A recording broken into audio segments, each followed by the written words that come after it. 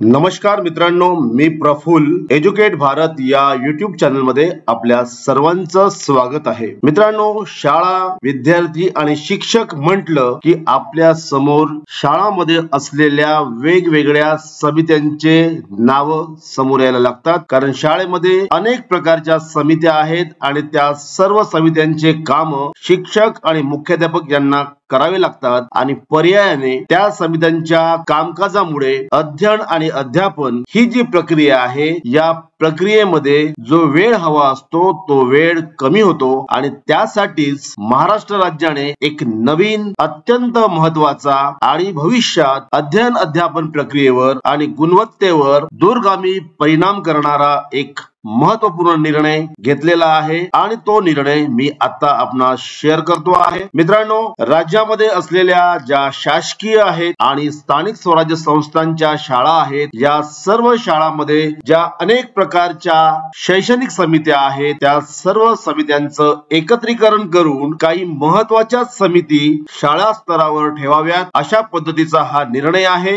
16 April 2025 ला शालेय शिक्षण व क्रीडा विभागाने हा निर्णय घेतलेला आहे आणि तो निर्णय राज्यातील विद्यार्थ्यांच्या शैक्षणिक गुणवत्तेवर दूरगामी परिणाम करणारा असा हा निर्णय आहे। आणि मित्रांनो, तो शासन निर्णय आपल्या स्क्रीनवर आहे आणि तो मी आपणास दाखवतो आहे। तत्पूर्वी नेहमीप्रमाणे माझी विनंती आहे की आपण चॅनलला सबस्क्राइब करावं आणि हा व्हिडिओ आवडला तर सर्वांना शेअर करावा आणि लाईक करावा। मित्रांनो, ही एक प्रस्तावना आहे आणि या प्रस्तावनेमध्ये वेगवेगळ्या शासन निर्णय आणि परिपत्रके आणि त्याचबरोबर ज्या अधिसूचना शालेय कामकाजाबाबत काढलेल्या जातात आणि त्या अधिसूचनांच्या माध्यमातून शाळा स्तरावर वेगवेगळ्या समित्यांची स्थापना करण्यात आलेली आहे, त्याबाबतची ही प्रस्तावना आहे। आणि आजच्या तारखेला शाळा स्तरावर शाळा व्यवस्थापन समिती, परिवहन समिती, माता पालक संघ, शालेय पोषण आहार शोधना समिती, पालक शिक्षक संघ, शाळा बांधकाम समिती, तक्रार पेटी, सखी सावित्री समिती, महिला तक्रार निवारण समिती, विद्यार्थी सुरक्षा समिती, शाळा व्यवस्थापन व विकास समिती, भारत साक्षरता समिती, तंबाखू नियंत्रण समिती, शाळा बाह्य विद्यार्थ्यांसाठी गाव स्तर समिती आणि स्क्वॅप हा जो नवीन उपक्रम आलेला आहे त्यांचं मूल्यांकन करण्यासाठी स्वयं मूल्यांकन समिती, अशा वेगवेगळ्या समिती आपल्याला शाळा स्तरावर पाहाव्या लागतात। आणि शासनाने जेव्हा या सर्व समित्यांच्या कामकाजाचा अभ्यास केला तेव्हा एक बाब लक्षात आली की बऱ्याच समितीकडे असलेले कामकाज यांच्यामध्ये समानता आहे आणि त्याचबरोबर या समित्यांचे जे मेंबर्स आहेत किंवा सदस्य आहेत हे सुद्धा कुठे ना कुठे डुप्लिकेट होत आहेत आणि त्यामुळे एक नवीन शासन निर्णय निर्गमित झालेला आहे। 16 एप्रिल 2025 चा हा शासन निर्णय आहे आणि या शासन निर्णयाने यापूर्वीचे 2005, 10, 16, 17, 19 असे वेगवेगळे जे शासन निर्णय काढण्यात आलेले होते ते सर्व शासन निर्णय अधिक्रमित केलेले आहेत आणि नवीन शासन निर्णय जाहीर केलेला आहे। आणि निश्चितच शासनाचं हे जे पाऊल आहे हे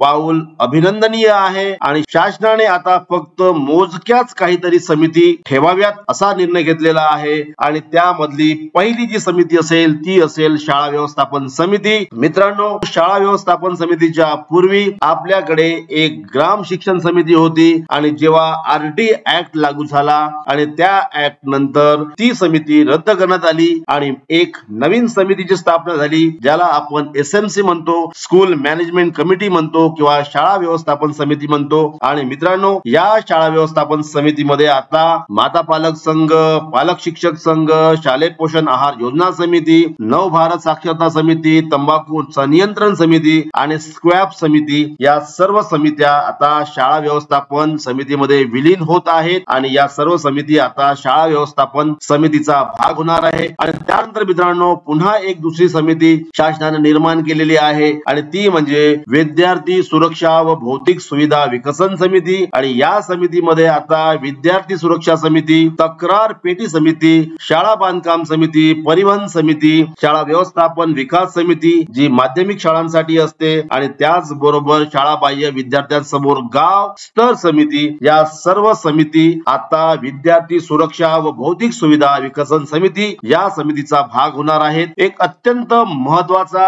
आणि धाडसी निर्णय घेतलेला आहे. विद्यार्थ्यांच्या गुणवत्तेसाठी आणि त्याचबरोबर शिक्षक मुख्याध्यापक यांना अध्यापन प्रक्रियेसाठी वेळ मिळावा म्हणून हा जो निर्णय घेतलेला आहे आणि या निर्णयाचं कौतुकच केलं पाहिजे. आणि त्यानंतर आता या सर्व समिती जेव्हा विलीन होतील त्यावेळेस फक्त आणि फक्त 4 समिती आता शाळा स्तरावर राहणार आहेत आणि त्यातली पहिली समिती असेल शाळा व्यवस्थापन समिती, जी अत्यंत महत्वाची समिती आहे. दुसरी समिती सखी सावित्री समिती, तिसरी महिला तक्रार निवारण समिती आणि चौथी म्हणजे विद्यार्थी सुरक्षा व भौतिक सुविधा विकसन समिती. या 4च समिती आता राहणार आहेत आणि या सर्व समित्यांच्या बाबत शासनाने काही नियम बनवलेले आहेत. ते नियम सुद्धा या ठिकाणी आपल्याला पाहायला मिळेल. मित्रांनो, आत्ताच म्हणालो तुम्ही की बालकांचा मोफत व सक्तीच्या शिक्षणाचा अधिकार अधिनियम म्हणजेच आरटी ऍक्ट 2009 च्या कलम 21 प्रमाणे शाळा व्यवस्थापन समितीचे गठन करण्यात आलेले होते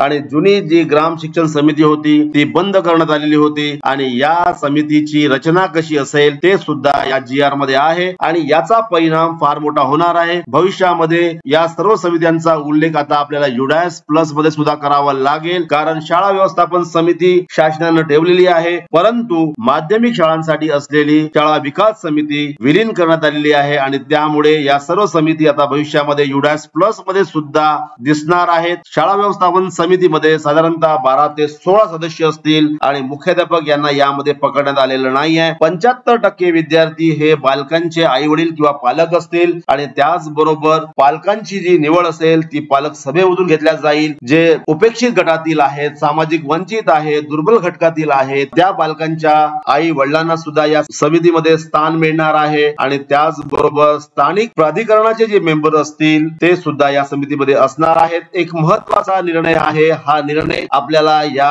व्हिडिओच्या डिस्क्रिप्शन मध्ये पाहता येईल, तो डाउनलोड करता येईल आणि त्याचबरोबर या समितीची दर महिन्याला बैठक होईल आणि दर 2 वर्षांनी ही समिती गठीत होणार आहे. मुख्याध्यापक हे या समितीचे पदसिद्ध सचिव असणार आहेत आणि त्याचबरोबर मित्रांनो या समितीचे कार्य सुद्धा दिलेले आहेत. समिती कोणकोणते काम करणार आहे हे सर्व आपल्याला या GR मध्ये पाहता येईल. शाळेच्या कामकाजाचं संनियंत्रण करणं जे अत्यंत महत्वाचं आहे आणि पालक जे या समितीचे सदस्य असणार आहेत, ज्यांची मुलं शाळेमध्ये प्रवेशित आहेत, त्यांना शाळेच्या कामकाजावर संनियंत्रण करायचं आहे, देखरेख करायची आहे आणि त्याचबरोबर शिक्षकांच्या कर्तव्याचा पाठपुरावा करणे, त्यांच्या समस्याचे निराकरण करणे, विद्यार्थ्यांची 100% 100% उपस्थिती राखणे आणि एकही विद्यार्थी शाळाबाह्य होणार नाही यासाठी प्रयत्न करणे, शाळेला मदत करणे, दिव्यांग विद्यार्थ्यांना सर्वसमावेशित शिक्षणाची सोय उपलब्ध करून देणे, भौतिक सुविधांकडे लक्ष देणे,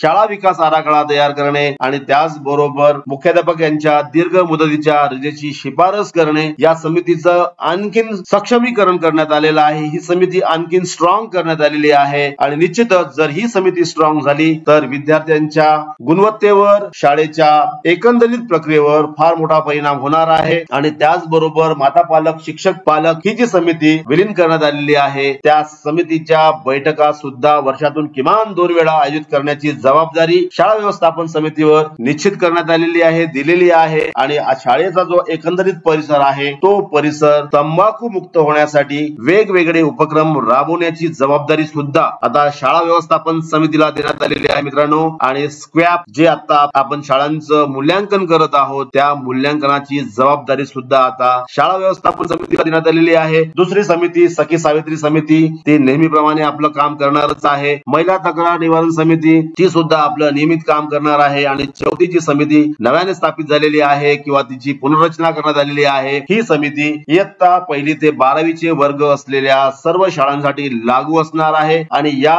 समितीची स्थापना करणे सर्व स्थानिक स्वराज्य संस्थांच्या खाजगीच्या आणि शासकीय शाळांना बंधनकारक करण्यात आलेला आहे आणि या समितीमध्ये सुद्धा 12 ते 16 मेंबर्स असणार आहेत आणि याच्यामध्ये सदस्य सचिव म्हणजे मुख्याध्यापक यांना पकडण्यात आलेलं नाही आहे। यामध्ये सरपंच किंवा नगरसेवक हे अध्यक्ष असणार आहेत। स्थानिक प्राधिकरणाचे निवडून आलेले प्रतिनिधी यामध्ये असणार आहेत। शाळेच्या शिक्षकामधून एखादा प्रतिनिधी असणार आहे। शिक्षण तज्ञ असणार आहे। आरोग्य सेविका किंवा आशा सेविका असणार आहे। अंगणवाडी सेविका, ग्रामसेवक, पोलीस पाटील, डॉक्टर, वकील, माजी विद्यार्थी, पालक आणि व्यावसायिक क्षेत्रातील व्यक्ती सुद्धा या समितीचे मेंबर असणार आहेत। मुख्याध्यापक हे सदस्य सचिव असणार आहेत आणि केंद्राचे केंद्र प्रमुख किंवा त्या पीठाचे शिक्षण विस्तार अधिकारी हे त्या समितीचा भाग असणार आहेत। मित्रांनो, आणि मुख्याध्यापक यांना शालेय कामकाजावर फोकस करण्यासाठी, शिक्षक आणि मुख्याध्यापक यांना शैक्षणिक अध्यापनावर फोकस करण्यासाठी, विद्यार्थ्याच्या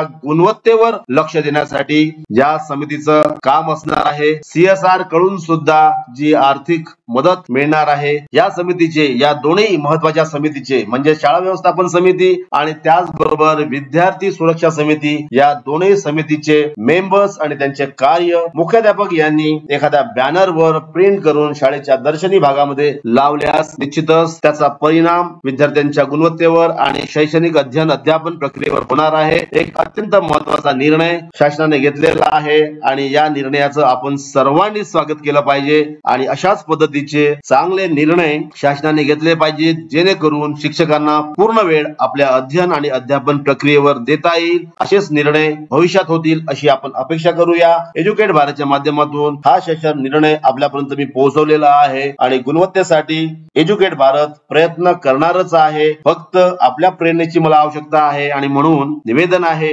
एज्युकेट भारत या चॅनलला आपण सबस्क्राईब करावं, व्हिडिओला लाईक करावं, व्हिडिओ सर्वांना शेअर करावा। पुन्हा भेटू नवीन व्हिडिओसह, तोपर्यंत सर्वांना माझ्या खूप खूप शुभेच्छा। Thank you so much.